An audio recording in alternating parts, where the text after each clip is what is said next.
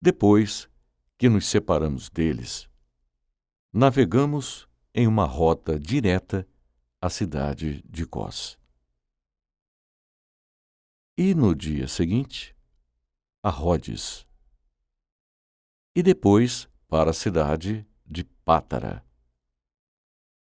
Encontrando um navio partindo para a Fenícia, embarcamos nele e seguimos viagem. Avistando a ilha de Chipre, deixando-a à esquerda, navegamos para a Síria e aportamos na cidade de Tiro, pois o navio seria descarregado. Após ter encontrado os discípulos, permanecemos com eles por 7 dias. Os discípulos, através do Espírito, disseram a Paulo que não subisse a Jerusalém. Depois de completarmos os dias, deixamos aquele lugar e seguimos viagem. Todos eles nos acompanharam em nosso caminho para fora da cidade, juntamente com suas esposas e filhos. Então, ajoelhamos na praia, oramos e nos despedimos uns dos outros.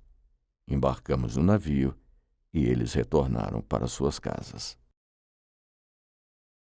Concluída a nossa viagem de Tiro, chegamos a Ptolemaida e, havendo saudado os irmãos, passamos um dia com eles. No dia seguinte, partimos e fomos para Cesareia. Entramos na casa de Filipe, o evangelista, que era um dos 7, e permanecemos com ele. Esse homem tinha 4 filhas virgens que profetizavam.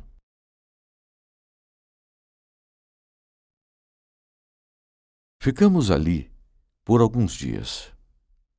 E aconteceu que um homem veio da Judéia, um certo profeta chamado Ágabo. Ele veio até nós, tomou o cinto de Paulo, amarrou os próprios pés e mãos e disse: "Isso diz o Espírito Santo. Dessa forma, os judeus em Jerusalém amarrarão o homem que possui este cinto e o entregarão nas mãos dos gentios."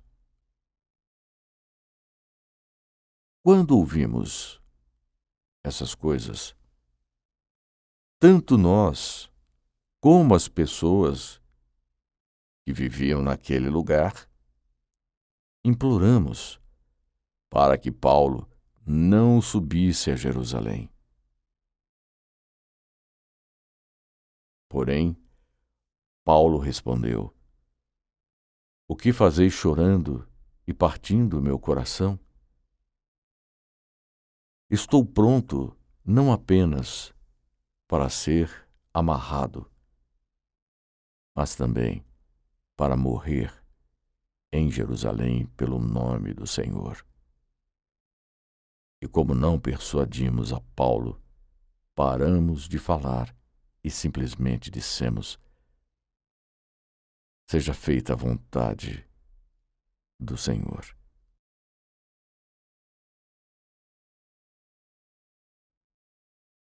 Depois destes dias, recolhemos nossa bagagem e fomos para Jerusalém. E juntamente conosco, alguns dos discípulos de Cesareia, levando consigo um homem chamado Minasson, natural de Chipre, um discípulo antigo, com quem ficaríamos hospedados. E chegando nós a Jerusalém, os irmãos nos acolheram alegremente. No dia seguinte, Paulo partiu conosco para encontrar Tiago e todos os presbíteros que estavam ali. E depois de cumprimentá-los, relatou, uma a uma, as coisas que Deus havia feito entre os gentios por meio de seu ministério. Quando ouviram isso, louvaram ao Senhor e disseram-lhe: Tu vês, irmão, quantos milhares entre os judeus têm crido e todos estão determinados a guardar a lei. Eles foram informados a seu respeito. Que tens ensinado a todos os judeus que vivem entre os gentios a abandonar Moisés, a não circuncidar seus filhos e a não seguir os costumes antigos. O que devemos fazer? Eles certamente ouvirão que chegaste. Faze como te dizemos agora. Temos aqui 4 homens que fizeram um voto. Toma esses homens, purifica a ti mesmo com eles e paga suas despesas para que raspem a cabeça. Assim, todos saberão que o que foi dito a seu respeito é falso e que és também um guardador da lei. Porém, a respeito dos gentios que creram, escrevemos e instruímos para que se abstenham do sacrifício a ídolos, do sangue, daquilo que é estrangulado e da imoralidade sexual. Então Paulo tomou consigo esses homens, e no dia seguinte purificou-se com eles, foi ao templo, anunciando os dias da purificação, até que a oferta fosse feita por cada um deles. Quando os 7 dias estavam quase terminando, alguns judeus da Ásia viram Paulo no templo e incitaram toda a multidão e puseram as mãos nele. Eles estavam gritando: Homens de Israel, ajudem-nos! Esse homem tem ensinado a todos, em toda parte, sobre coisas que vão contra a lei e esse lugar. Também trouxe gregos para o templo e profanou esse santo lugar, porque haviam anteriormente visto Trófimo de Éfeso com ele na cidade e pensaram que Paulo o introduzira no templo. Toda a cidade estava agitada e as pessoas correram juntas para agarrar a Paulo. Eles o arrastaram para fora do templo e as portas imediatamente foram fechadas. Enquanto tentavam matá-lo, essas notícias rapidamente chegaram ao comandante da guarda, de que Jerusalém estava toda em confusão. Imediatamente, ele tomou soldados e centuriões e correu até a multidão. Quando as pessoas viram o comandante e os soldados, pararam de espancar Paulo. Então, ele aproximou-se, agarrou Paulo e ordenou que ele fosse preso com 2 correntes. Perguntou quem ele era e o que havia feito. Alguns da multidão gritavam uma coisa e outros outra.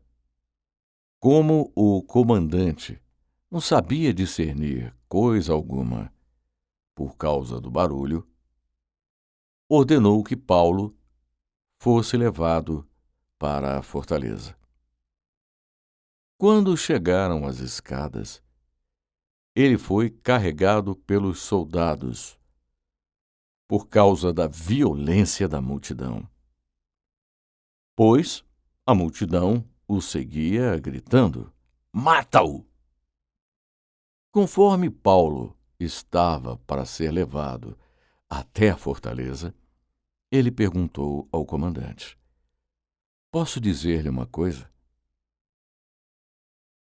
Ele respondeu: "Falas grego?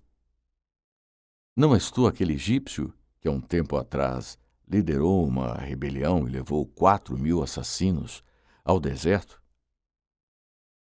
Paulo disse: "Sou judeu, da cidade de Tarso, na Cilícia. Sou cidadão de uma cidade importante. Peço-te que me permitas falar ao povo." Quando o comandante lhe deu permissão, Paulo levantou-se dos degraus e acenou ao povo com a mão. E quando houve um grande silêncio, falou-lhes na língua hebraica, dizendo: